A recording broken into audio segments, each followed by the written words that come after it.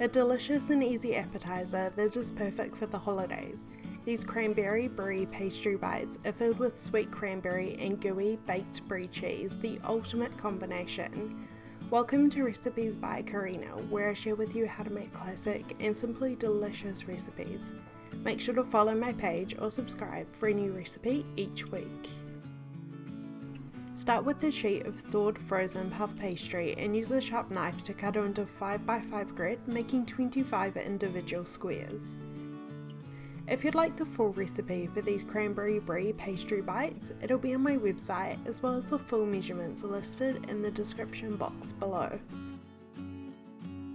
Take each of the squares and place it into a 24 cup mini muffin tray. You'll have just one left over. This makes the perfect bite-sized appetizer. If you don't have a mini muffin tray, you could use a standard muffin tray and make them twice the size.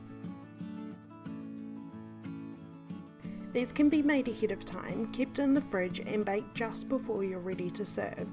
This is great if you don't want to be in the kitchen prepping food, it's all ready to go.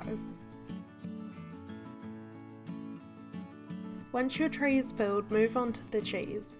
We'll need 1 round of Brie or Camembert cheese, about 125 grams or 4 ounces. If you've ever wondered what the difference is between the two, because they are so similar, Camembert has a little more of an earthy flavour and Brie is a little more smooth. I use them both pretty interchangeably. Cut your cheese into small cubes like I am here. There's no need to remove any of the rind.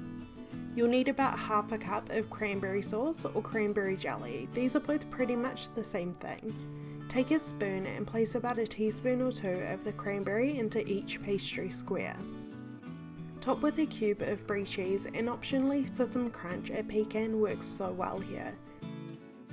Place into a 200°C or 400°F oven for about 15 to 20 minutes or until puffed up and golden brown. Cool for 5 minutes before serving.